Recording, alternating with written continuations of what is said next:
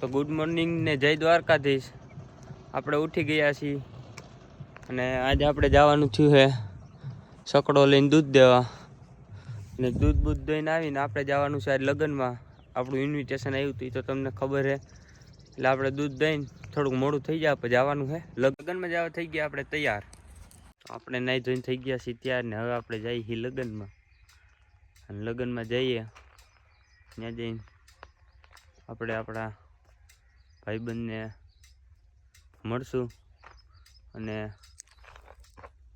આ જો રસ્તામાં ઝાડવા મસ્ત મજાના વાવેલા છે ને એક નંબર લાગે છે રોડ। તો હવે આપણે નીકળીએ અને જાશું આપણે ભાઈબંધના લગ્નમાં। ભાઈબંધમાં લગ્નમાં જ પડાવી દેવાની છે આપણે બૂમ। એટલે અત્યારમાં ફોન એનો આવી ગયો તો કંઈ આવો હો, હું કહું થોડુંક કામ છે પતાવી લઉં અને પછી આવું। તો આપણે હવે જઈએ લગ્નમાં। આજ તો અમારે હિરેનભાઈ ફૂલ ખુશીમાં હોય એવું લાગે છે। આપણે આવી ગયા હતા હિરેનભાઈના લગ્નમાં ને હિરેનભાઈના લગ્નમાં આવ્યા તો એને મને કીધું કે આપણે ડાંગરભાઈ ફટાકે ફૂટે તો જ આવો। કાલો વાંધો નહીં। અને હું કેડીભાઈ જઈ છી ધોરાજી જાહું ફટાકિયા લેવા અને ફટાકે ફૂટશે હો। આપણે આવી ગયા છીએ માધવ ગૌશાળામાં ફટાકિયા લેવા અને ફટાકિયા તો ફૂલ સ્ટોકમાં છે। એટલે આપણે આવ્યા ફટાકિયા લેવા અને ફટાકિયા ફૂટે તો જ આવો ને ગાયું તો જવું।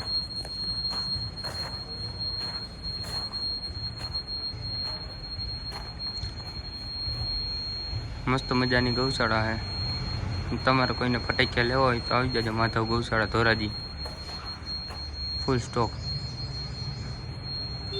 અને અંદર આખું ગોડાઉન। તો આપણે કેડીભાઈએ ફટાકિયા લઈ લીધા છે, એક હાથમાં રાખીને ફોડવાના એવા છે।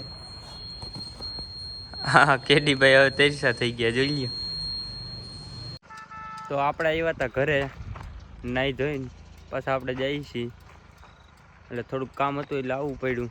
પછી આવ્યા હતા તો નાહી ધોઈ લીધું છે અને પાછો કોટ બોટ પહેરીને આપણે નીકળી જઈએ। આપણે હિરેનભાઈની એન્ટ્રી કરીએ ને હિરેનભાઈની એન્ટ્રી આજે આપણે જોરદારની કરશું। હિરેનભાઈ કે આપણે સનરૂફવાળી ગાડી જોઈએ છે, તો હું કહું હાલો સનરૂફવાળી ગાડી મળી જાય। એટલે સનરૂફવાળી ગાડી આપણે એના હાટું સ્પેશિયલ લીધી છે।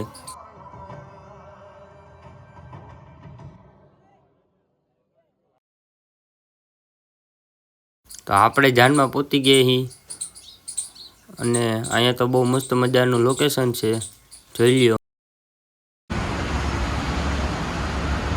અને અત્યારે વાગ્યા છે 8 અને આપણે આવી ગયા છીએ જુનાગઢ આવ્યા આપણા મામાને મળવા વૈશ્ય।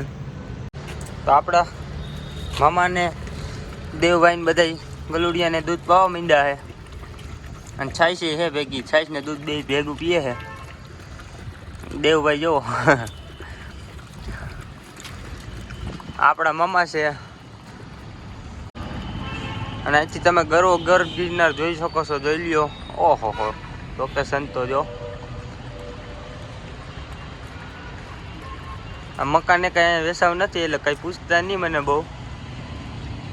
ભૂખ અને દેવાભાઈ થઈ ગયા ભૂખા, એટલે અમે બે આવી ગયા હતા સાધના પાણીપુરીમાં। દેવાભાઈ મને મૂકવા આવે છે,